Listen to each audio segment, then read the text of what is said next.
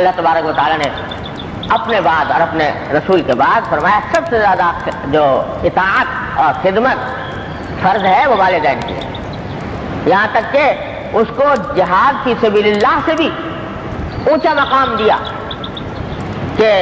ایک صحابی آئے، آ کر عرض کیا کہ یا رسول اللہ میرا دل چاہتا ہے کہ میں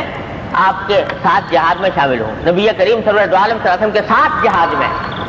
معمولی جہاد نہیں، سرکار دو عالم صلی اللہ علیہ وسلم کی معیت میں جہاد جو ہے جس سے برابر کوئی فضیلت کا جہاد ہو نہیں سکتا،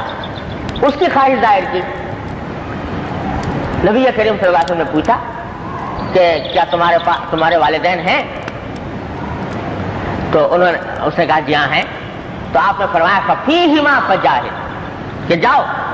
ان کی خدمت کر کے جہاد کرو، تمہارے لیے جب والدین موجود ہیں تو ان کی خدمت تمہارے لیے سب سے بڑا جہاد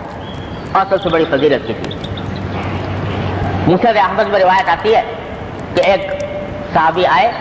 اور آ کر عرض کیا کہ یا رسول اللہ مجھے جہاد کا بڑا شوق ہے اور جہاد کے شوق میں نکل کر آیا ہوں تاکہ آپ کے ساتھ مل کر جہاد کروں، اور اپنے والدین کو روتا چھوڑ کر آیا ہوں، والدین کو روتا چھوڑ کر آیا ہوں، یعنی وہ نہیں، مجھے دل ان کا نہیں چاہ رہا تھا مجھے بھیجنے کو کیونکہ میں ان کی اولاد ہوں، تو اس واسطے وہ مجھے بھیجنا نہیں چاہ رہے تھے، لیکن میں ان کو روتا ہوا چھوڑ کر آ گیا ہوں تاکہ جہاد کی فضیلت حاصل کروں، آپ کے ساتھ جہاد میں شامل ہوں۔ تو آپ نے فرمایا کہ جاؤ واپس، اضحکہما کما ابکیتہما، جاؤ جیسے تم ان کو روتا چھوڑ کر آئے ہو جا کر ہنساؤ ان کو پہلے۔ اتنی بڑا مقام آپ نے بخشا کہ جہاد فی سبیل اللہ رسول کریم صلی اللہ علیہ وسلم کے ساتھ جہاد کی فضیلت کے بدلے فرمایا کہ جا کر ان سے